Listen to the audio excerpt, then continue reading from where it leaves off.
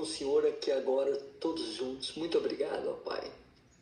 Nós queremos louvar, agradecer o Senhor pelo jeito do Senhor, a glória do Senhor, o amor do Senhor que tem nos contagiado. A justiça do Senhor, o Senhor tem feito grandes coisas, ó Pai. E o Senhor está trabalhando nessas vidas. A gente percebe muito na vida do Thomas, na vida desses irmãos, o trabalho do Senhor, a glória do Senhor, o amor do Senhor, ó Pai, brilhando. Muito obrigado, ó Pai. Pedimos agora pelo Thomas, nessa palavra que ele estará ministrando agora, que seja segundo o coração do Senhor, que seja o Senhor falando com a gente agora, em nome de Jesus. Em nome de Jesus. Amém, amém. Vamos lá.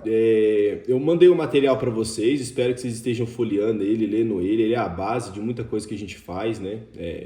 Eu tô querendo finalizar ele para a gente avançar para outras coisas, mas eu espero que vocês entendam ali que esse é o material para ser replicado, tá?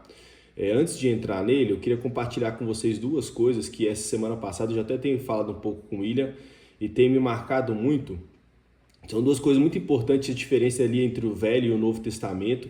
E o que Deus tem tentado fazer com a gente, tá? A função de um pai é levar o filho à maturidade. Então, desde o Antigo Testamento, Deus tem tentado levar um povo à maturidade. Então, Deuteronômio 8 vai dizer o motivo pelo qual Deus levou o povo pelo deserto. Ele podia pegar o judeu e podia ter passado por outras terras. Tinha outros caminhos que davam a Canaã, não era só o deserto. Por que Deus não pegou outros caminhos? Por que Deus colocou o povo no deserto? Será que Deus queria que o povo sofresse? O povo quer ver o povo sofrendo? Não, ele queria ensinar o povo a depender de Deus. Então, o deserto que a gente atravessa na vida é para nos gerar maturidade, é para tirar a gente da ingenuidade. Isso me marcou muito essas semanas aqui, porque um dos maiores problemas para Deus não é a maldade, é a ingenuidade. Por quê? Porque quem é ingênuo e faz uma coisa errada, ele não tem percepção do erro, ele não reconhece. Não adianta você confrontar alguém ingênuo, você esquece, ele não vai arrepender, porque ele acha que ele estava com a intenção boa. Então Deus está querendo levar o povo a mostrar que eles não são tão bons assim quanto eles imaginam que são. Então a primeira coisa que ele faz é levar para o deserto, para que provar eles e mostrar o que estava no coração deles, vai dizer Deuteronômio 8. Para te provar e no final te fazer o bem. O Thiago tá aí, rapaz, Thiago, essa foi uma pregação, acho que foi a primeira pregação que eu ouvi do Bollard. Você nunca mais ouviu para ele, né? Ele é um nigeriano, rapaz. Cara, muito bom. Nunca mais ele deu uma sumida, viu?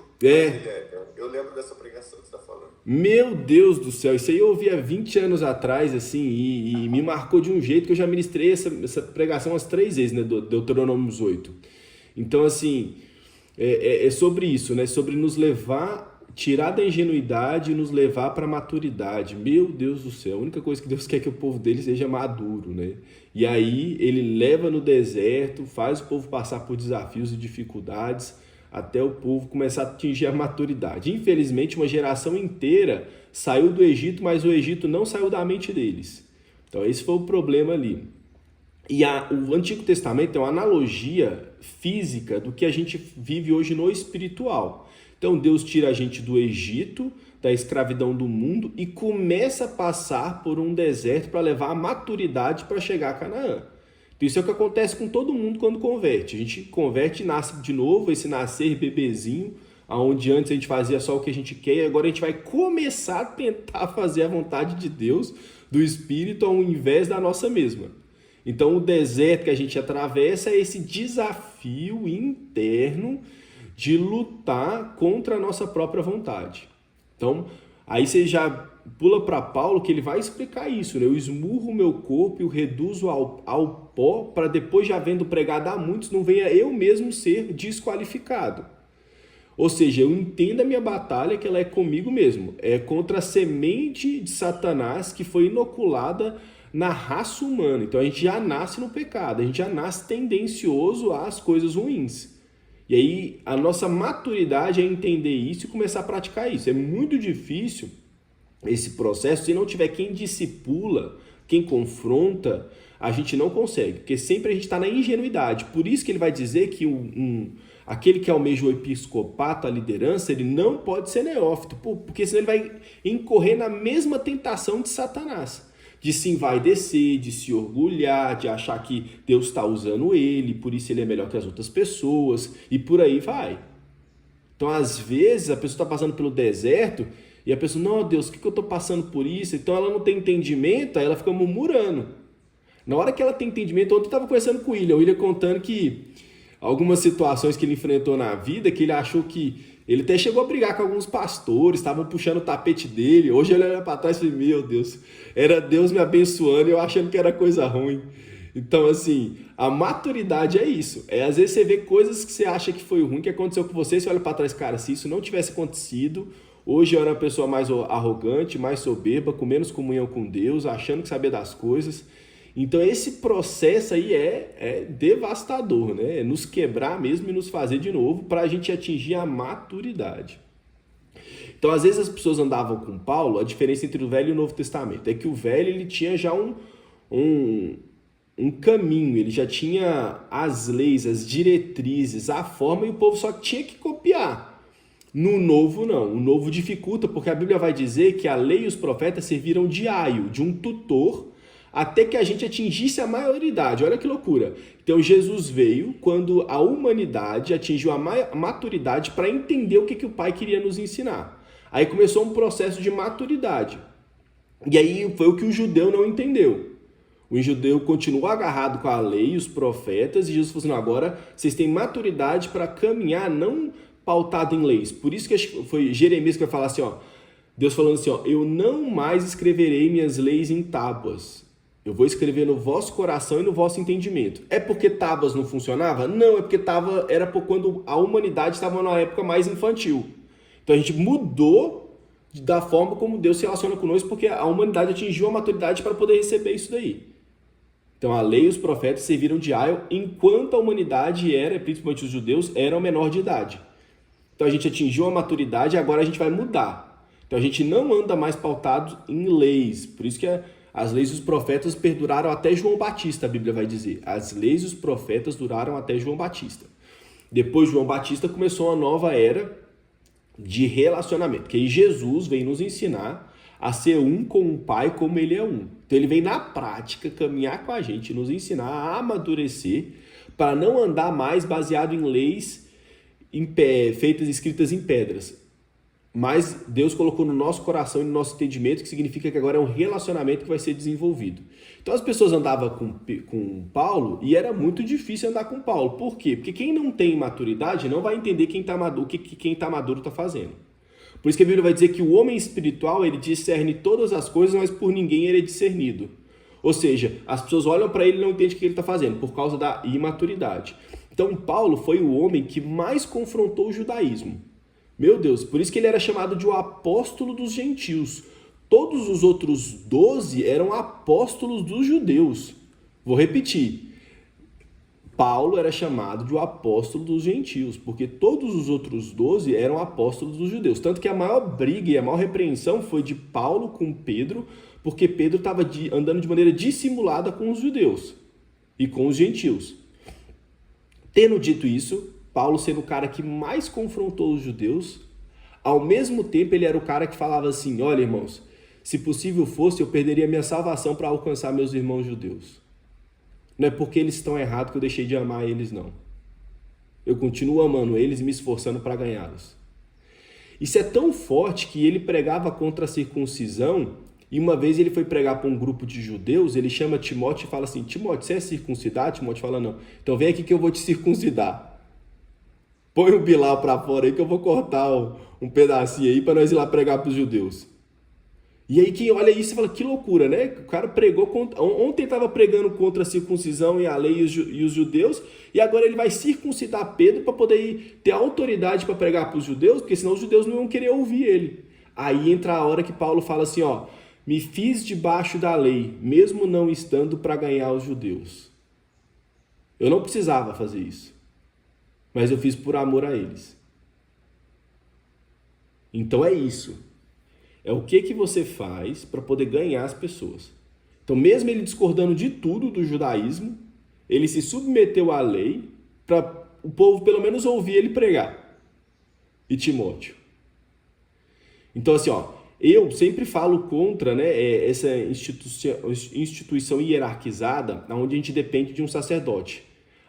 Aonde você vai ver na Bíblia Pedro fazendo casamento, Paulo fazendo casamento, qualquer um dos discípulos ali fazendo casamento? Você não tem prerrogativa bíblica para fazer casamento.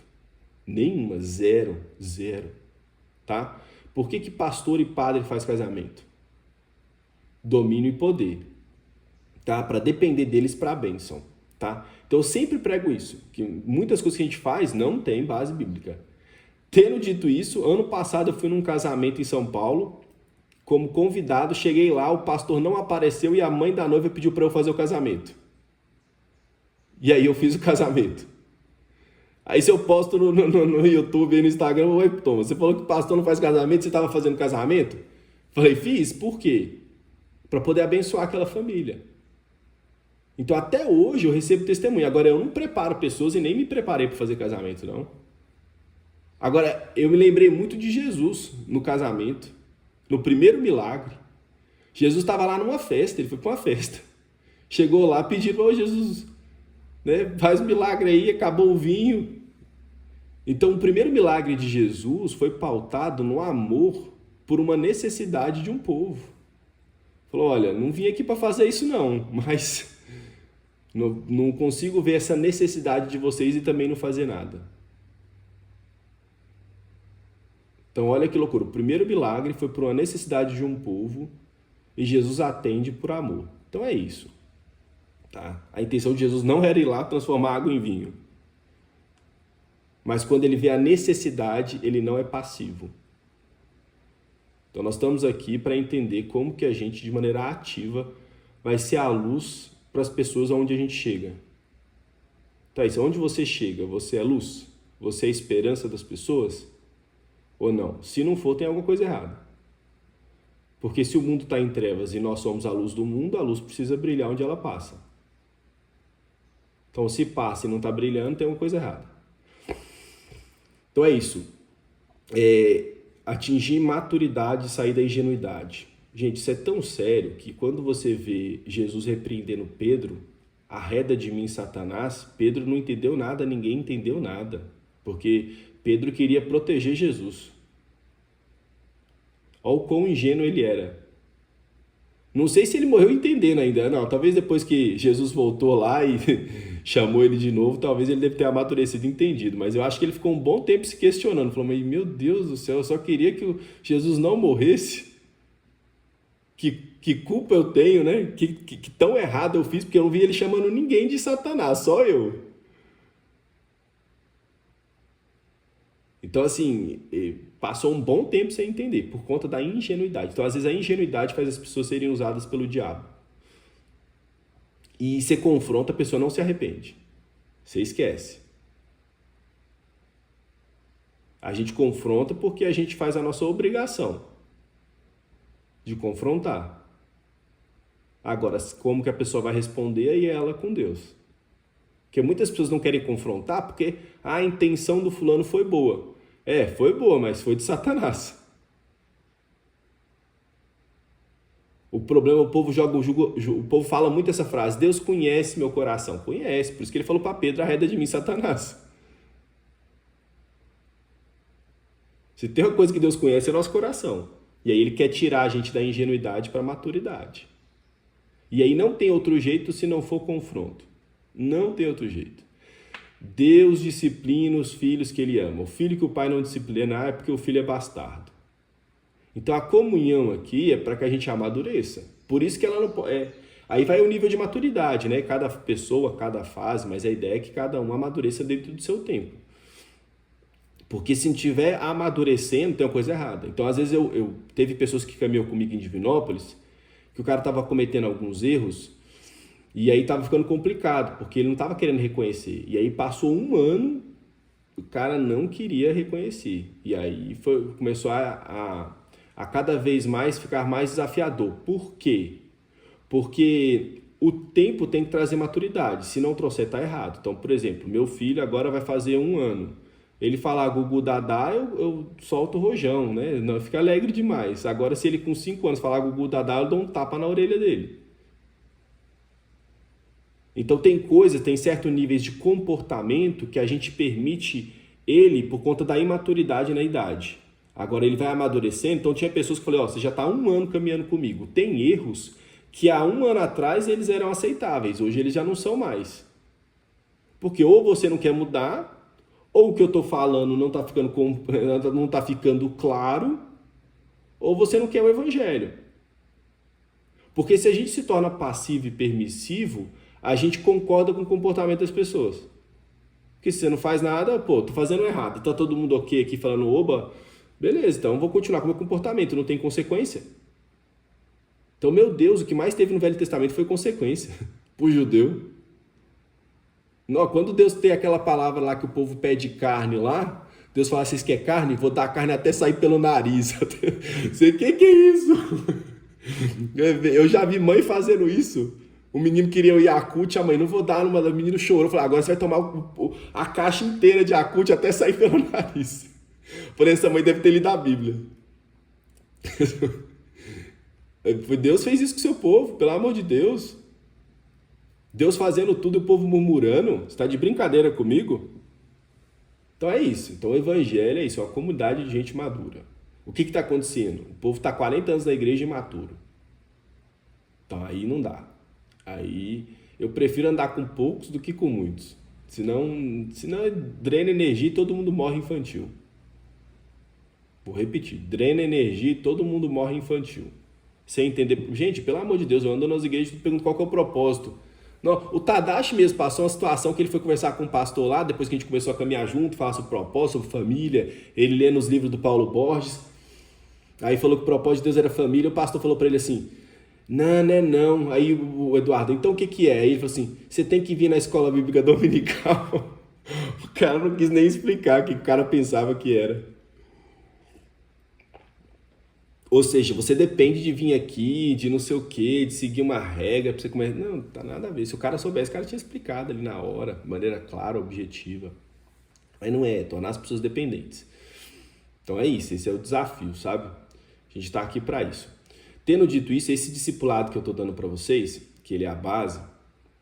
Gente, teve uma situação comigo que aconteceu em Londres. Logo depois que eu fiz esse discipulado, eu não perdi tempo não, tá? Eu já comecei a replicar. O Thiago vai lembrar, lá em Londres, eu já comecei a replicar. Aí eu chamei eu já era novo na igreja. Então assim, eu tinha acabado de chegar. O Thiago estava no dia do meu batismo. O Thiago foi meu padrinho de casamento e eu fui padrinho do casamento dele. Então assim, quando eu recebi esse discipulado, eu já comecei a dar com as pessoas aqui ainda mais novas que eu ainda. Tinha acabado de chegar. E aí tinha um irmão lá que tinha chegado à igreja. É o Vitor, filho do Pedro, né, Thiago? E aí a gente tinha uma amizade e eu comecei a chamar ele para fazer esse discipulado. E ele falava sempre que queria, mas nunca comparecia. Então eu sempre ficava no pé dele. Então vamos lá e tal. Aí um dia o pai dele veio para mim e falou assim, Thomas, meu filho veio me falar que gosta muito de você, mas que ele já tá cansado de você ficar insistindo para ele fazer esse discipulado. Aí eu falei, você não sabe dessa não, Thiago? Aí ele falou isso para mim. Eu falei assim, então beleza, então não chamo mais. Aí não chamei mais ele, né, para fazer o discipulado. Aí passou um mês, aí ele chegou na igreja mais cedo e viu que eu tava dando discipulado para uma turminha. Aí ele falou, deixa eu sentar aqui. Aí ele participou. Acabou. Ele participou, aí ele começou a participar de todas. Aí, só que já tava na época de eu voltar pro Brasil. Rapaz, esse cara grudou no meu pé e mandou mensagem, falou que tinha perdido muito tempo, podia ter amadurecido, me deu presente. Ele me mandou mensagem até no último dia, antes de eu entrar no avião, que ele estava me mandando mensagem, quando eu estava vindo para o Brasil, que ele tinha se arrependido de não ter aproveitado o tempo que a gente estava tendo discipulado ali. Então é isso, o tempo, a gente não sabe quanto tempo Deus vai dar para a gente poder amadurecer. Então muitas pessoas, Deus manda as ferramentas antes do problema, elas não aproveitam. Aí depois, Deus, sei o que, Deus já mandei a ferramenta lá atrás, você não aproveitou. Você estava focado em outras coisas. Aí tem que colher a consequência. Não tem jeito. Então é isso. Esse discipulado eu tenho várias experiências com ele. Então o que eu O que eu sugiro para vocês? Não sejais ouvintes da palavra, mas praticantes. Então, replica. No mínimo, mais um. Meu Deus do céu, nada do que você fizer no evangelho, se você não tiver comunhão com pelo menos mais um ou dois, você esquece. Você pode fazer 30 orfanatos. Se as pessoas não veem em você um evangelho na prática, de família, convivendo com mais pessoas que têm o mesmo propósito, se não for com esse grupo aqui, você tem que arrumar um. Porque assim, você esquece. Não tem como. A base de tudo aí é a comunhão, viver a igreja. Então, e assim, você tem que amadurecer nesse processo, porque é um processo muito difícil lidar com pessoas, se dedicar a pessoas, as pessoas vão ser ingratas, não vão valorizar. Eu contei esse testemunho para vocês porque o cara, quase que perdi a amizade com o cara aí. Se o cara não tivesse passado lá e feito discipulado, a gente não tava tão amigo, tinha ficado tão amigo assim também não. Então é isso, né? A gente vai insistir porque as pessoas não sabem o que elas precisam, né? Depois que elas começam a entender, aí elas, obrigado por ter investido, né? Então é isso, né? Nós estamos aqui para tentar evoluir, sair da imaturidade para a maturidade. Esse é o nosso processo aqui. Então, desenvolver comunhão com uns com os outros, né? Eu fico muito feliz aí, o Tadashi pegando o povo, levando para casa. Esse é o caminho aí, Tadashi. É um desafio, não é fácil. Próximo passo aí amadurecendo, né? Para que os outros também repliquem e façam. Que se não estiver fazendo é porque o evangelho não é prioridade. Vou repetir. Se a gente não estiver fazendo discípulo é porque o evangelho não é prioridade. A maior briga ali de Paulo com Marcos foi porque ele viu que Marcos não estava priorizando o reino. Falou assim, comigo ele não anda mais não. Porque eu estou dando minha vida, meu sangue, eu posso morrer aqui, o cara tá indo lá tomar chimarrão lá com a família lá, tô fora. Ô Thomas, pode repetir a frase? Qual frase? Eu esqueci. Essa última, se não estivermos discipulando... Se a gente não estiver discipulando, até esqueci, vai ter que olhar no vídeo aqui, mas se a gente não estiver discipulando... Fazendo discípulos, né? Se a gente não estiver fazendo discípulo... Estamos levando a sério, né? O evangelho não é prioridade. Se a gente não estiver fazendo discípulo é porque o evangelho não é prioridade na nossa vida. É isso. Porque tempo é prioridade, velho. Você coloca tempo naquilo que é prioridade para você. Pelo amor de Deus. Se não for prioridade, você não arruma tempo, não. Porque todo mundo aqui é casado e tem filho. A maioria. Então, assim, você tá doido. Tempo é um negócio escasso. Então... Hoje é a coisa mais séria, não. Justificar quem tem. Pronto. É até bonito falar que sua agenda tá cheia. Então, assim, é isso. O evangelho precisa ser prioridade, porque senão eu não dou conta. De vencer os obstáculos, os desafios, você esquece. Não vai dar conta. Os desafios vão te engolir. E assim, tem que ser assim para justamente a gente conseguir amadurecer e depender de Deus. Porque se fosse possível, a gente fazia sem Deus. Tá? Se fosse possível, a gente fazia sem Deus. Então precisa ser impossível porque a gente precisa de Deus para poder fazer. Então vai manifestar aquilo que é prioridade para você. Então, que vou repetir, pega esse discipulado. William, dá para o seu filho, ora com ele, chama mais alguém. O Moacir é um que já dei para ele, também tinha que replicar, já puxei a orelha dele. Então, assim, rapaz, é isso. Quem muito é dado, muito será cobrado. Quem muito é dado, Deus vai cobrar na proporção do que ele entregou. Eu tô custando dar conta do meu. Cada um tem a sua consciência aí e olha para a sua vida e olha a quantidade de pessoas que estão sendo impactadas pelo que Deus colocou em você. E esse impactado, pelo amor de Deus, não é eu evangelizar e a pessoa seguir a vida dela, não. É caminhar junto. Jesus passou todo o ministério dele caminhando 24 horas com as pessoas. Prioridade dele, número 1, eram as pessoas. Se tinha uma coisa que ele tinha tempo, era para as pessoas. Zaqueu, desce aí que eu vou almoçar na sua casa. Então, assim, não tem jeito. Se a gente não viver dessa maneira, é porque a gente não entendeu, não amadureceu. Tá? Se não vivermos dessa maneira, é porque a pessoa está ingênua ainda. E a chance dela estar sendo usada por Satanás é gigantesca. Gigantesca. E achando que está fazendo para Deus. Esse é o maior problema. Muitas pessoas tendo convicção que estão fazendo para Deus, mas estão sendo usadas por Satanás. Porque não teve discipulador. Discipulador é aquele que vai caminhar junto e vai confrontar você quando você achar que está andando no espírito, mas na verdade você está na carne. É isso. Tá? É para você não ter a convicção de que você está no espírito enquanto você está andando na carne. Por isso serve a comunhão. Aí a gente não desenvolve comunhão, por quê? Porque a gente não quer reconhecer que a gente está errado e a gente não quer ser confrontado. Vou repetir. A Bíblia fala que aquele que busca se isolar, busca os próprios interesses. Depois vocês olham o versículo lá. Aquele que se isola, busca os próprios interesses. Então eu me isolo para quê? Para fazer minha vontade. Por quê? Porque se eu tiver com mais gente, eu tenho que buscar fazer a vontade das pessoas. Ou de Deus em prol das pessoas. E eu isolado, Deus não vai me cobrar nada. Então é isso. Tá? Prioridade é servir as pessoas. Jesus chegou ao ápice de servir os irmãos lavando o pé deles. O que lavar o pé do irmão ele mostra na prática? Né? É o ato máximo de humilhação em prol do irmão. Então, como que eu dreno o veneno da serpente que está no meu corpo? Servindo o irmão. Então, eu vou drenar o egoísmo, a vaidade, a arrogância, a soberba na hora que eu lavo o pé do meu irmão. Genuinamente em amor. Acabou. Satanás dificilmente vai ter poder sobre essa pessoa. Que ela humilhou a carne dela, a vontade dela, para servir o irmão. E quantas vezes você tem visto isso? Muito pelo contrário, as pessoas têm usado o conhecimento dela, a sabedoria, para dominar sobre os irmãos. E os conhecimentos de Deus, tá? Não estou falando do conhecimento do mundo, não. Então, para tornar as pessoas dependentes delas. Então, minha alegria aqui é ver vocês amadurecendo e multiplicando. E as pessoas que você discipular não sabem nem quem eu sou. É isso. Não quero que o povo saiba quem eu sou, nem nada. Eu quero que vocês multipliquem aí, amadureça e produza fruto. Então, o caminho é esse. Para chegar no céu, aí Deus sabe o que nós fizemos. Tá tudo certo. Vamos lá, pega o livro lá, se a gente conseguir fazer ele aqui. Se cair aí no negócio, a gente volta para ele. É 3 páginas aqui, a gente consegue rapidinho. Então, segundo dia da apostila, tá?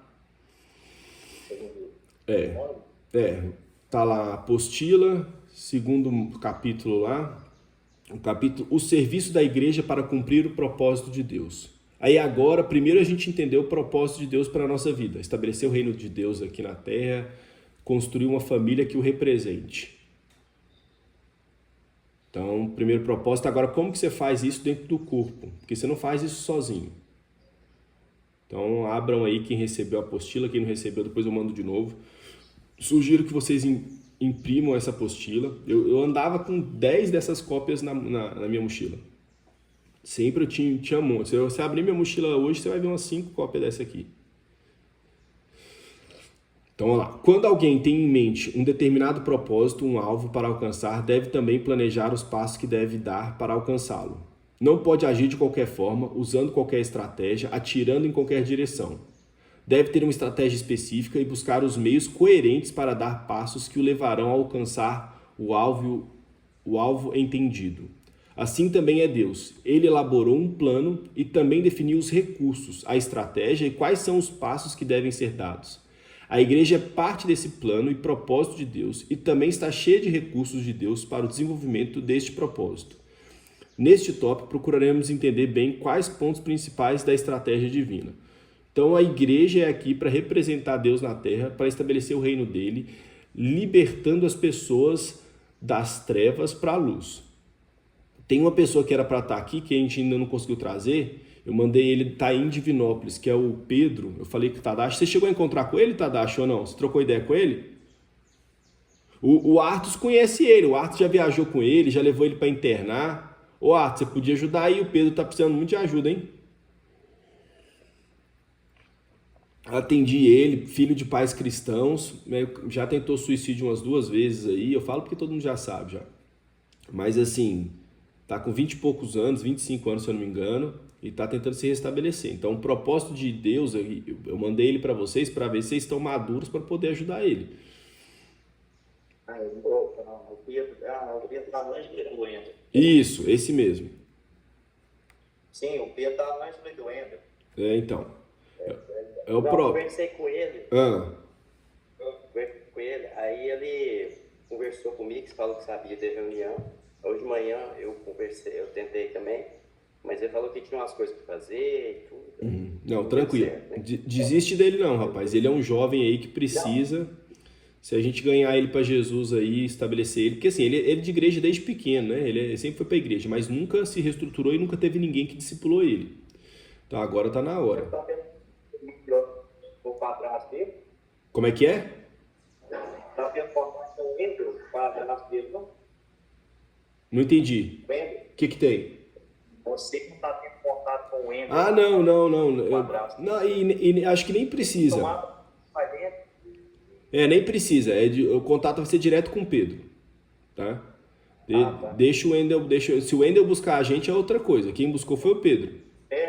Tá? Verdade. Eu nem tenho contato com ele, ele frequenta a minha casa lá, porque a esposa dele é amiga da Josi, né? Aham.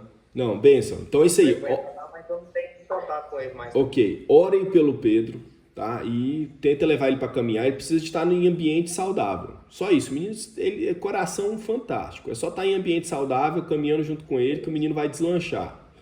Amém? Então esse é um dos propósitos de Deus, sabe? Ser um lugar de restauração para as pessoas, de uma segunda oportunidade. É isso. Deus não se alegra com a morte do ímpio, mas que ele se converta e deixe seus maus caminhos. É isso. A alegria de Deus. Qual módulo que tá aqui? O pessoal tá tentando 2. acompanhar na postura. Está no segundo módulo aí. O serviço da igreja para cumprir o propósito de Deus. Segundo módulo. Já está no primeiro. No povo de Deus, todos são sacerdotes. Aqui a gente entra num negócio bem complicado. Entendeu aí? Já acharam aí? Vamos lá. Desde o início da formação do seu povo na terra, Deus queria que todos, a nação inteira, fossem sacerdotes. O povo rejeitou seu sacerdócio porque ficou com medo de chegar à presença de Deus. Então aqui vocês lembram lá em Êxodo, quando Moisés chama o povo para falar com Deus, só que como Deus aparece numa nuvem, com um trovão, um negócio assim de outro mundo, o povo nunca tinha visto aquilo, o povo ficou com medo. Falou assim, se eu entrar nesse lugar aí, Deus vai me dar um raio aí na testa aqui, eu vou morrer. Tô fora, Moisés. Fala você com Deus e traz para nós. Então Deus queria falar com todo mundo e o povo não quis. Então Deus não queria um intermediário. Deus não queria que Moisés fosse um intermediário. Deus queria falar com todo mundo e o povo não quis. Então Deus sempre quis falar com todos. Então o Senhor constituiu os filhos de Levi, uma tribo de sacerdotes, mas seu desejo ainda era que todo o povo, cada um, fosse sacerdote. Moisés, que conhecia o coração de Deus, também desejava que todo o povo tivesse o Espírito do Senhor e fosse profeta. Mais tarde, Deus prometeu derramar seu Espírito sobre todos. Jesus falou que esta promessa viria para capacitar a todos para servirem a Deus. Com a vinda do Espírito Santo e o estabelecimento da igreja, se cumpriu o desejo de Deus de ter uma nação de sacerdotes. Então aqui, olha só, quando Martim Lutero ele começou a reforma protestante, ele era um padre da ordem de Santo Agostinho. Então ele foi formado com essa mentalidade. Então quando ele entende, é que tem alguém, desliga o microfone aí que tem alguém que está ruindo aqui. Aí vai sair na câmera aqui que a gente está gravando. Então vamos lá. Quando alguém, até perdi agora, sacerdotes. O que eu estava falando mesmo? Até esqueci. Martim Lutero. Lembrei. Então vamos lá. Quando Martim Lutero ele identificou na Bíblia que tinha 95 coisas que a igreja estava fazendo contrário à Bíblia, a ideia dele não era reformar a igreja, né, de sair da igreja, era que a igreja reconhecesse que errou e mudasse, melhorasse. Só que aí começou a reforma, ele saiu e começou a igreja luterana. No entanto, ele ainda estava com a mentalidade de padre. Então, quando ele foi escrever os ofícios de um pastor, a única coisa que ele mudou era que tinha que casar. Ele ainda manteve a mesma hierarquia, a mesma mentalidade, ele reformou muito pouco quanto a isso. Então, a gente ainda continua praticando muita coisa que é da Igreja Católica, sem perceber, porque foi passado para a gente. Inclusive, a presbiteriana batiza criança, né? Então, assim, para eles é normal batizar criança. Quando eu vejo Paulo Borges batizando criança, eu até tremo assim, ó, dentro assim... Mas ele, quando ele dá a palavra, ele traz as pessoas para uma maturidade, para uma consciência fantástica, extraordinário. Se você vê ele só batizando, você apedreja ele. Mas na hora que você vê ele dando a palavra, você se arrepende. Aí o cara fora da curva. Mas enfim. Então a questão é essa, a gente ainda continua com algumas práticas, com algumas mentalidades que fogem daquilo que Deus queria, que todos fossem sacerdotes, que não houvesse intermediário. E aí quando você tem alguém que dá a benção apostólica, que faz batismo, que prega em funeral, que faz casamento, rapaz, então você depende de uma pessoa para a igreja funcionar. Aí você esquece, você voltou aí à antiga aliança. Então você tem que depender de um povo. Não tem um problema um líder fazer essas coisas, contanto que ele não seja formado para isso. A única formação de um líder é para fazer discípulo. Acabou. Discípulos de Cristo e não de si. Todo o resto que precisar, se precisar, a gente faz. Mas a gente não está ali para isso, a gente não é formado para isso. Então a gente está fazendo um monte de coisa, menos o principal, que é fazer discípulo. E aí está sendo problema, porque está tendo um monte de gente convertendo e nunca amadurecendo, na ingenuidade. E aí esse tanto de escândalo que vocês veem, de pessoas que falam assim, não quero evangelho não, porque esse povo é tudo doido. Só escândalo, um escândalo atrás de outro. Meu Deus, nós estamos na época, acho que, maior escândalo da igreja, da história. Eu acho que nunca teve, desde que eu me conheço por gente, tanto escândalo quanto está tendo agora. Das igrejas. Por dinheiro, abuso. Ixi. Até o John Piper, não o John Piper, não, aquele que, o Philip Yancey, rapaz, descobriram que ele estava há 15 anos com namoro com relacionamento extraconjugal. Você viu essa, Thiago? Do Philip Yancey? Então, 15 anos, o cara pregando, rodando o mundo pregando e estava com relacionamento extraconjugal. Pelo amor de Deus. Então nós estamos na época de maior escândalo da história. Até o Zachariah, tinha um Zachariah também, americano também, outro que teve sérios problemas. Então você pega os principais, rapaz, tá feia a coisa. Por isso que eu sou muito fã do Paulo Borges, porque até hoje o cara fora da curva. Você vê o cara só crescendo e realmente formando pessoas. Vós, porém, sois raça eleita, sacerdócio real, nação santa, povo de propriedade exclusiva de Deus, a fim de proclamardes as virtudes daquele que vos chamou das trevas para a sua maravilhosa luz. Meu Deus do céu, é isso aí. Então, você vai proclamar virtude para as pessoas à sua volta. O problema é que o cristão está passando e não está proclamando virtude, meu Deus do céu. As pessoas não estão mudando, não estão transformando. Então, tem uma coisa errada, não é possível. Essas palavras rompiam com séculos de tradição judaica, a tradição de uma casta sacerdotal, onde apenas alguns podiam ser sacerdotes.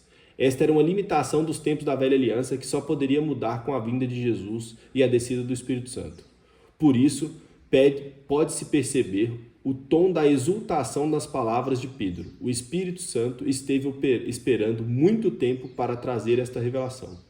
Note as palavras, raça, nação, povo. Todos são sacerdotes. Aleluia! E aí, a nossa função é levar as pessoas à maturidade desse sacerdócio. Então, principalmente em casa, né? Então, o primeiro lugar de sacerdócio é no lar. Então, às vezes eu penso, tem fases da vida que nosso principal ministério é a família. Quando os filhos estão pequenos, então, principalmente, porque eu canso de atender filho de crente que está perdido. Por quê? Porque os pais estavam ausentes. Então, em fases da nossa vida, o nosso principal ministério vai ser no lar. Esposa, filhos, claro que eles precisam ver a gente discipulando para eles copiarem quando eles forem adultos. O que meu pai estava fazendo? Então, minhas filhas não vão ter dúvida nenhuma, desde pequenos, eles me veem tendo reunião nos lares e discipulando. Sempre. Tem algumas coisas desafiadoras, né? Que é quando, às vezes, uma pessoa rompe e aí viveu tanto em casa, teve tanto comunhão e depois, de um momento para o outro, tem uma ruptura. E aí isso aí é triste. Então elas sofrem um pouco com isso também. Quando tem pessoas imaturas no corpo que gera um rompimento. Mas elas vão amadurecendo. Não tem outro jeito. O evangelho é esse desafio. Nem todos vão entender, nem todos vão priorizar. Mas o que depender de mim é prioridade. Então elas têm que me ver sofrendo para quando elas enfrentar isso aí já ser normal. Hoje eu enfrento muita coisa, eu falo pro Thiago. Porque o pastor Zé Carlos, o que a gente vê esse cara sofrendo, pelo amor de Deus. Então, às vezes eu tô passando por uma luta, eu falo, ih, Zé Carlos sofreu pra caramba. Então, era normal você ver o cara sofrendo, pelo evangelho. O cara, O cara abriu uma igreja na Inglaterra, num lugar que era foi uma das primeiras igrejas brasileiras lá. Num lugar muito difícil, meu Deus. Inglaterra, não tem como você ficar depressivo, não. É frio e escuro a maior parte do ano. Você tá doido. O Thiago ia trabalhar de madrugada, meu amigo, esse Thiago sofreu. Voltava com a bochecha cortada, assim, o nariz cortado. Hoje ele mudou, hoje ele trabalha com entrega, mas, nossa Deus, esse povo sofria. Então, assim, e ele abriu uma igreja lá, ele conta que uma vez, vou contar essa que essa foi forte, porque assim, ó, uma vez ele tava lá casado com 2 filhas, e para ir pra igreja ele tinha que ficar no ponto de ônibus, e o negócio frio pra dedéu, esse ficou muito frio. Eu levei minhas blusas de frio pra lá, e não adiantou de nada, isso aqui do Brasil não faz efeito. Aí cheguei lá, tô lá no ponto de ônibus, eles no ponto de ônibus, e aí eles ganharam um carro de um membro da igreja nigeriana, deram um carro para eles. O pastor deles falou assim, não, vocês não estão prontos ainda para dirigir um carro, não. Não deixou ele dirigir o carro. E ele continuou passando frio, em obediência, em submissão, para mostrar para o povo o que é submissão. Rapaz, que desafio, que desafio. Então, assim, às vezes eu vejo esses desafios que eu enfrento e eu posso falar, eu acho que ele enfrentou muito mais que eu, para conseguir estabelecer uma igreja para eu poder ter me convertido. E se hoje eu tenho condição de passar um discipulado para vocês, foi porque ele pagou um preço. Então, assim, eternamente grato. Nunca vou poder pagar 1/3 do que ele fez em prol das nossas vidas. Isso aí não tem. Porque quando você está bem é uma coisa, agora quando você estava lá atrás, perdido no mundo, em trevas, sem saber nada da vida, você está doido. Quem que paga o preço para poder te ensinar, te instruir? Ninguém. Você esquece. Hoje, ainda mais no dia de hoje, está todo mundo ocupado. O povo fala que tem, mas é mentira. Lamentavelmente, a igreja não soube preservar esta relação. A igreja geralmente cai no erro de perder a revelação da nova aliança para quebrar conceitos da antiga aliança. Por mais que se fale do sacerdote de todos os santos, na prática a igreja mantém a ideia de um povo dividido entre 2 tipos de pessoas. Os católicos dividem entre o clero e os leigos, os evangélicos dividem entre os servos de Deus e as ovelhas, entre os ungidos e os demais. Pela tradição evangélica, os servos de Deus devem cumprir exigências muito grandes, devem negar a si mesmos, renunciar a tudo e se entregar totalmente ao Senhor, dedicando-se completamente à sua obra. Os demais só precisam assistir a algumas reuniões, ler a Bíblia e orar um pouco. Se alguns poucos no meio do povo fizerem mais do que isso, logo serão destacados como pessoas mais consagradas. Isso tudo é uma grande doença que atrapalha todo o desenvolvimento do propósito de Deus. E aí essa velha sensação. Se tem alguém que está recebendo dízimo, que está recebendo um salário, que é missionário ou que é pastor, essa pessoa tem que viver o evangelho na plenitude. Eu só tenho que sentar, ouvir e dar o dízimo. No máximo eu falo de Jesus para uma pessoa ou para outra, mas eu não vejo o evangelho como prioridade na minha vida. Não vejo que o meu trabalho onde eu estou, eu preciso manifestar ali o evangelho, não vejo às vezes na minha família, não vejo em lugar nenhum. Então, se eu estiver indo para a igreja, tá bom. Gente, isso é tão sério que é assim, ó. Você pode estar com a vida arrebentada, mas se você está frequentando a igreja, para todo mundo tá tudo bem. Agora, falta 2 cultos para você ver. Ô, irmão, tô sentindo sua falta aqui na igreja, não sei o quê. Então, a preocupação é se você está frequentando, não é se você está bem. Se você está amadurecendo, se você está fazendo discípulo. Não, é se você está frequentando. Então, isso aqui é uma doença. Isso aqui é uma doença que limita o povo de Deus, porque para o corpo de Deus funcionar, precisariam de todos priorizar o evangelho. Meu Deus, quando Paulo viu um que não priorizou, Paulo falou assim, você não anda mais comigo não. Era assim. Então, a prioridade é de todo mundo. E aí, se todos não tiverem na mesma intensidade, o que nós produzimos vai ser fraco. O que gera impacto nas pessoas é um grupo de pessoas vivendo no mesmo propósito, na mesma comunhão e com a mesma intensidade. Rapaz, isso aí você muda uma cidade. Esse é o grande desafio. Quando Jesus disse, edificarei a minha igreja, as portas do inferno não prevalecerão contra ela, não estava pensando em alguns pregadores superdotados. Estava pensando no seu povo. Ele pensava em você. O prolongamento visto acima da igreja estar dividida entre os servos de Deus e os demais produziu uma distorção do padrão bíblico para a edificação da igreja. Formou-se assim a tradição de que a igreja é edificada pelos pastores. Então, tá vendo? É isso aqui que é a doença. É quando você pensa que alguém, porque recebe um salário, deve priorizar o evangelho enquanto você não precisa. Isso aqui é a maior doença.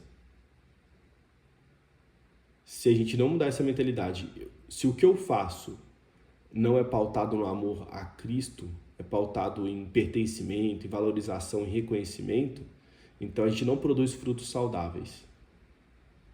Então a motivação do porquê você faz o que você faz vai caracterizar o fruto que você vai produzir. Então se a sua motivação é porque você recebe ou você tem algum benefício, então o fruto que você vai produzir vai ser um fruto superficial. Talvez nem vai frutificar.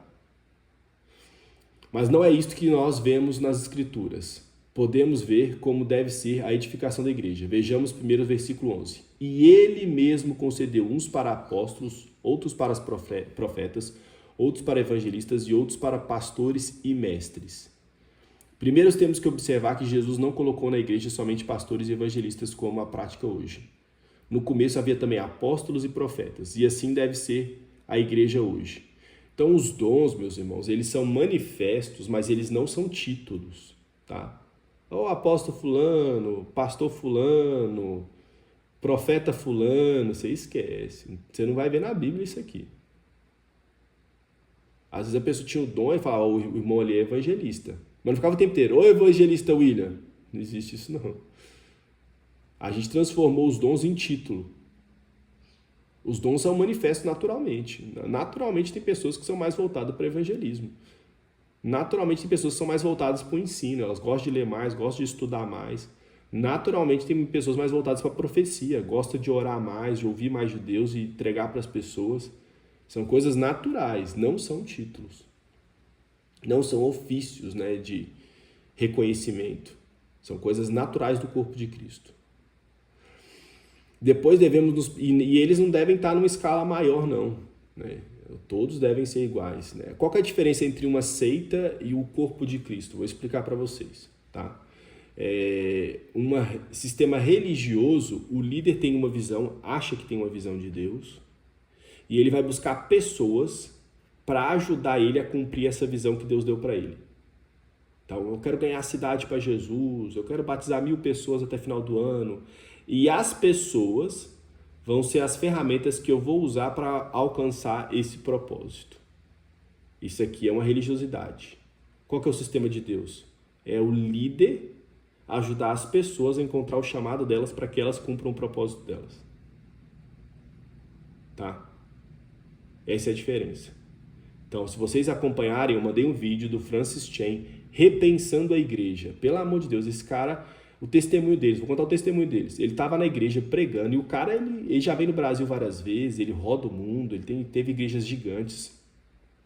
E ele estava pregando uma vez, não sei se era para 3.000 pessoas na igreja dele, e Deus falou assim, o que você está fazendo? Ele falou assim, estou pregando evangelho. Ele falou assim, não está. O que você está fazendo? Ele falou, estou exercendo meu chamado. Não está. Você está matando o chamado de todo mundo que está sentado te ouvindo. Aí ele assustou, falou, como assim? Ele falou, enquanto você acha que está exercendo o seu chamado, as pessoas que estão sentadas ali estão morrendo. Porque elas só estão aí para te ouvir. Aí ele entendeu. Depois vocês pesquisam lá o testemunho dele. Ele fechou a igreja dele, a Mega Church. Ele fechou, começou um movimento de igreja nos lares. E ele falava assim, antes eu não sabia quem eram as pessoas, agora nós somos famílias. Aquele vídeo repensando a igreja que eu montei dele, assiste. Então ele é um cara extremamente dedicado. E é esse movimento de igreja nos lares. Ele teve coragem e ousadia de fechar o templo. Assim, o dinheiro que eu gastava com estacionamento, com o templo, hoje a gente gasta com missões. Então, esses são pessoas que são referências. Que na prática fizeram o que eles sentiram Deus direcionando. Me fala quem é outro que teve coragem de fazer um negócio desse. O sonho dos pastores tem uma igreja de 3.000 membros. Ele fechou o que é o sonho da grande maioria. Vamos lá. Depois devemos nos perguntar para que Jesus colocou esses ministérios. Qual é a função deles? A resposta tradicional seria: eles foram colocados para edificar a igreja. Mas ao analisarmos o versículo 12, veremos algo muito diferente. Ali aprendemos claramente qual a verdadeira função desses ministérios. Vejamos como o versículo se desenvolve em 3 etapas distintas, com vistas ao correto ordenamento dos santos. O que isso aqui quer dizer? Que os dons e as pessoas maduras, elas vão usar o dom delas para ordenar os novos convertidos. Então, pessoas que vão chegando, eu vou usar todo o meu conhecimento para direcionar elas. Ó, irmão, anda com fulano ali que ele está com um dom mais parecido com o seu de evangelismo. Anda com fulano ali que ele já tem mais prática nessa área. Então, é para ordenar. E aí eu preciso dos dons para poder fazer essa ordenação para que o corpo amadureça. E aí, quando todo mundo leva as pessoas para a igreja e fala assim, não, é responsabilidade do pastor discipular, o pastor não consegue discipular mais do que 12 pessoas, 10 pessoas. Aí fica um monte de gente sem ser discipulado, achando que informação é discipulado. Por isso que fica todo mundo infantil. Cheio de conhecimento, teórico, você vai para a prática, é uma vergonha. É uma vergonha. E o que eu ouço é isso. Não, o irmão ali tem muito conhecimento bíblico, mas prática é uma criança de 5 anos. Pelo primeiro desafio que passa, quase desvia. Então é isso, não tem maturidade, não tem prática. O povo não tem prática. Não consegue reunir, priorizar uma reunião, pelo amor de Deus. Um discipulado. Entendeu? Não consegue vencer as dificuldades internas para priorizar a comunhão e o discipulado. Você está louco. Não vai gerar fruto nenhum. Para o desenvolvimento do seu serviço, para a edificação do corpo de Cristo. Eu vou mandar o link de novo, porque vai cair aqui, então antes que caia eu já vou mandar o link. Então 1 minutinho aí que eu já vou mandar o link de novo.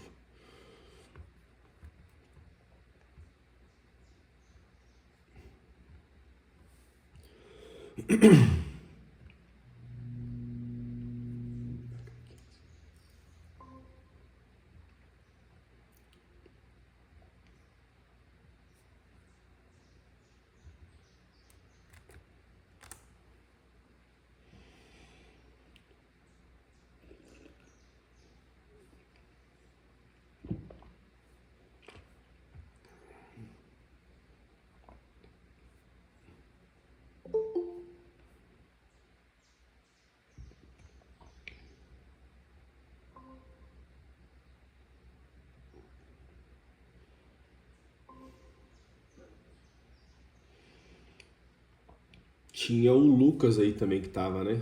Esperar só um minutinho. Let's go. Tá. Deixa eu voltar aqui. Já estamos no final. Falta só um pouquinho. Vamos continuar aqui. Observação. As palavras correto, ordenamento, embora não apareçam em nenhuma tradução em português... Opa. Entrou aqui. Vamos lá. As palavras correto ordenamento, embora não apareçam em nenhuma tradução em português, são, na verdade, a melhor tradução para a palavra grega katartismos, que aparece no original em grego. Isto é plenamente confirmado por quem conhece profundamente o grego no Novo Testamento. Notemos como o texto se desenvolve em 3 etapas. A terceira e última etapa é a edificação do corpo de Cristo.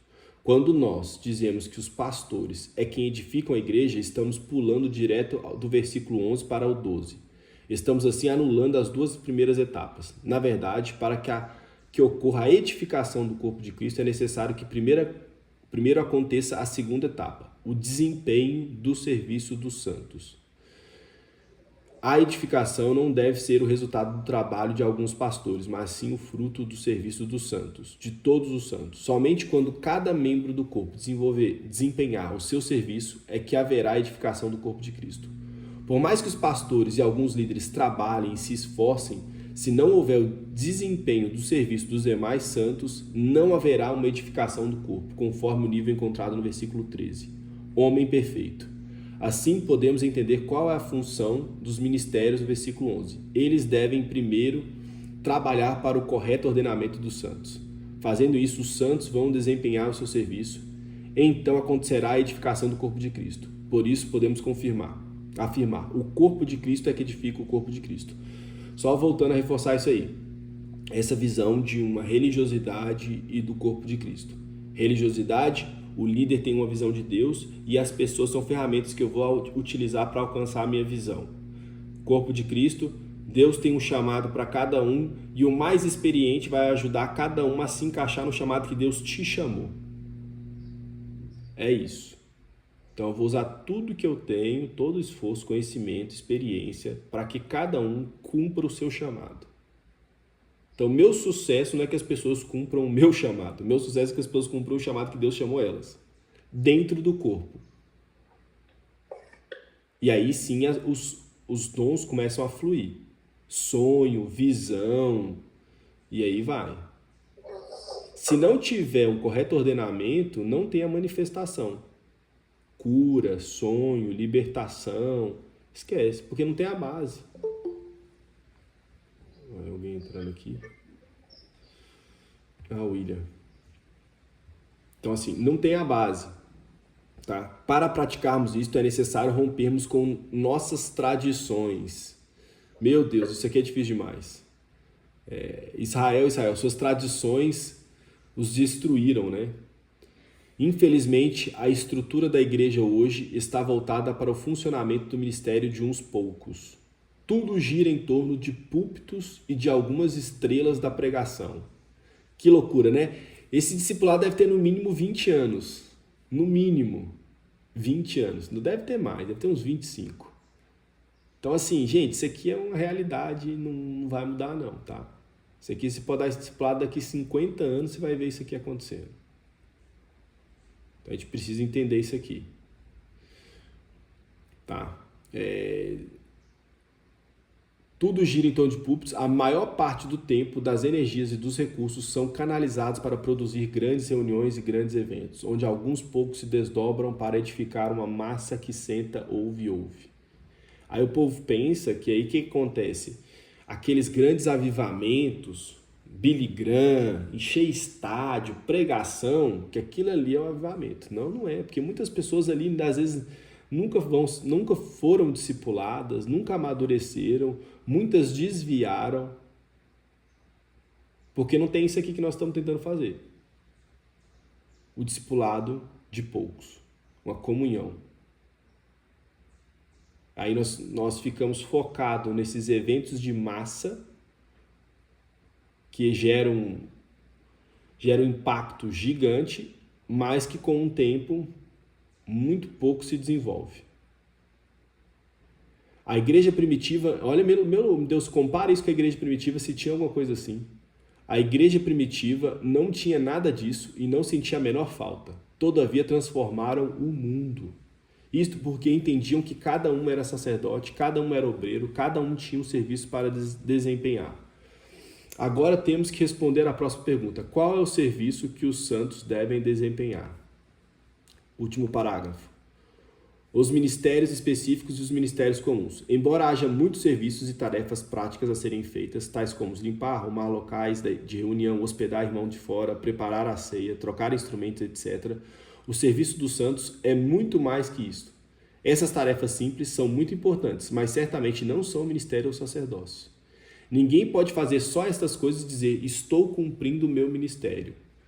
O ministério do corpo é de multiplicar a vida de Cristo. Isso acontece quando, através desse serviço, alguém se converte a Cristo ou alguém cresce em Cristo.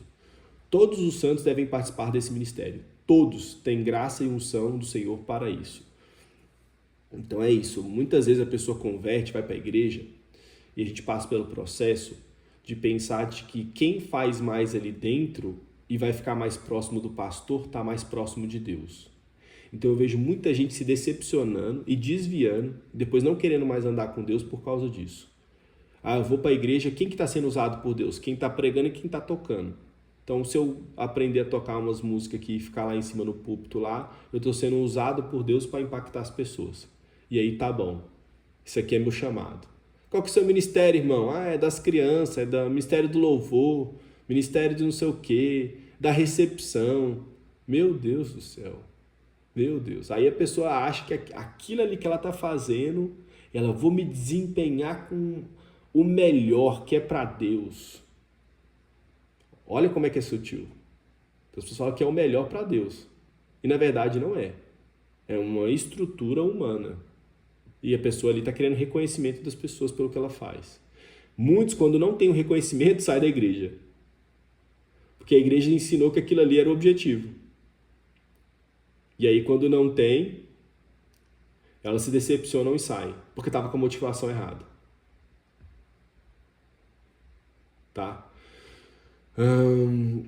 Os ministérios encontrados no versículo 11 não são dados a todos os irmãos, pois são específicos. Deus, pela sua soberana vontade, coloca pessoas específicas para desempenhá-las. Entretanto, há alguns serviços que não são específicos, pois são dados para todos os irmãos. São ministérios comuns para todos, nos quais todos devem ser treinados e exercitados para funcionarem. Podemos resumir esse ministério comuns em basicamente 2: ser testemunhas e edificar nas juntas e ligamentos.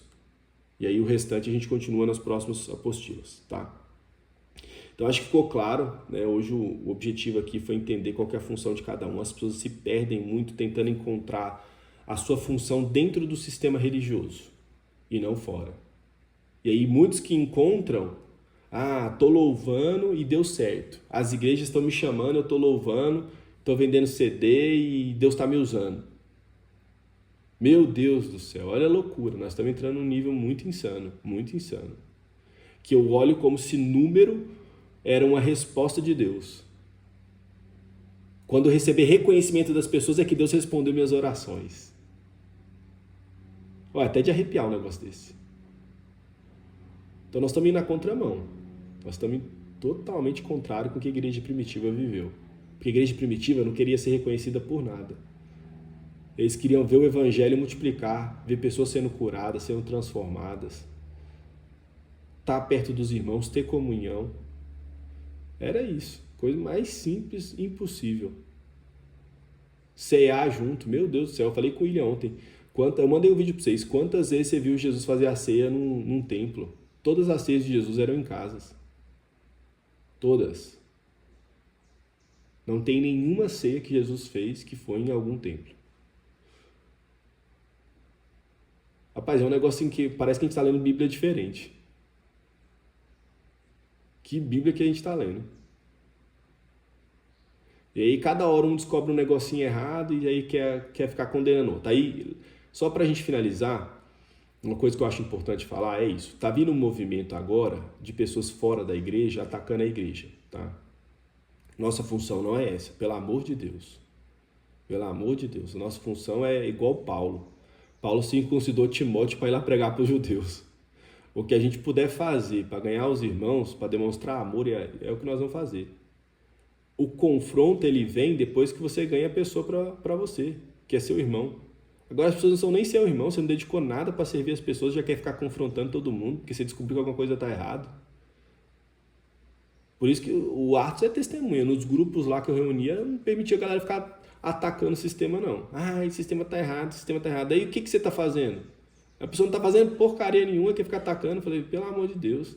Outro nível infantil. Vira uma criança brigando com outra criança. Então, não é esse o caminho. Então, a gente vai respeitar, amar e servir. Agora, a gente tem a nossa função de ensinar o correto e discipular quem quer ser discipulado, quem o Espírito Santo trazer. É isso. Nós estamos aqui para multiplicar o que o Espírito Santo nos deu e que outras pessoas sejam abençoadas, transformadas e maduras. Porque esse nível imaturo que nós estamos vendo não dá mais. Eu não quero fazer parte disso aí. Já cansei, já dediquei tempo, energia, disposição e estou fora. Só que eu estou cansado de ver as pessoas serem enganadas também, né? Todo lugar que eu vou é um povo decepcionado com o sistema religioso. Aí não consegue avançar, só se decepciona. Ou se submete a outro sistema religioso, que é só isso que ela sabe fazer. Foi isso que me ensinaram, eu saio de um e vou para outro.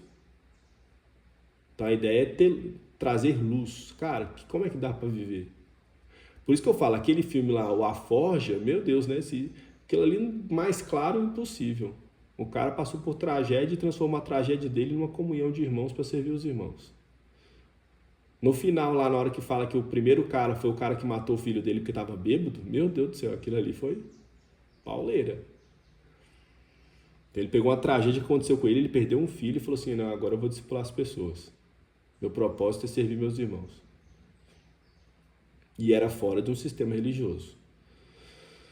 Amém, irmãos? Deixa eu orar aqui por nós aqui. Vamos lá. Senhor e Deus Pai, nós queremos te agradecer por esse dia. Obrigado por essa manhã de domingo, Senhor. Obrigado por cada irmão que está aqui. Senhor, em nome de Jesus, que eles saiam da ingenuidade.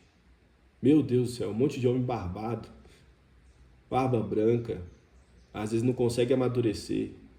Então, em nome de Jesus, traga maturidade aqui para os irmãos, que eles consigam experimentar qual é a boa, perfeita e agradável vontade do Senhor. Que eles consigam ser solo fértil que multiplica, que eles não sejam só ouvintes da palavra, mas que o Senhor coloque pessoas para que eles consigam derramar o que eles estão recebendo, para que eles então consigam estar mais próximos do Senhor através do que eles fazem. Então, traga a bênção, direção, revelação, para que eles não andem de um lado por outro sendo guiados por ventos de doutrina, é o que a palavra diz. Quem não tem um referencial, uma direção, é guiado por ventos de doutrinas. Cada hora alguém cria uma doutrina diferente. Então, Pai, nós oramos em nome de Jesus por cada irmão, cada líder que o Senhor levantou aqui. Que eles assumam a responsabilidade, que eles amadureçam, que as pessoas consigam ver neles um Cristo maduro, que Cristo seja formado em cada um deles, para que nós possamos continuar crescendo aqui em comunhão, em amor, em graça, em sabedoria. Pedimos por cada pessoa que está no grupo, que não está conseguindo participar, todas as barreiras que Satanás está levantando, caia por terra em nome de Jesus. Em nome de Jesus. Que cada empecilho caia por terra, para que eles consigam avançar, romper e crescer, em nome de Jesus. Amém, irmãos? Muito obrigado aí por esse domingo aí com vocês. É uma alegria estar todos esses domingos aqui. Não, quando eu comecei, eu não pensei que seria tão bom. Então, assim, que Deus consiga usar vocês aí para multiplicar, né, para que a gente, de fato, consiga estar mais próximo de Cristo. Que a gente vai estar quando a gente tiver experiência, não tem jeito. Se a gente não praticar, a gente não vai amadurecer, você esquece. Por mais que vocês leiam a Bíblia todos os dias e decorem a Bíblia, vocês não vão amadurecer. Então, assim, que vocês comecem a estar por mais próximo, né? Que estiver mais perto de vocês aí, vocês já começam a derramar, ensinar, multiplicar. Gente, é ler ali, orar e abençoar. Não tem erro. Eu já fiz esse negócio umas 500 vezes. Cada vez que você vai fazendo, lógico que você vai ficando melhor. Que você vai estudando, você vai aprofundando e tal. Então, assim, na hora que você estiver na 100ª vez, aí você vai estar dando isso aqui com um pouquinho melhor. Amém, irmãos? Um grande abraço para cada um de vocês aí. Deus abençoe, frutifique e o Senhor é contigo. Bye, bye. Deus abençoe, gente. Domingo.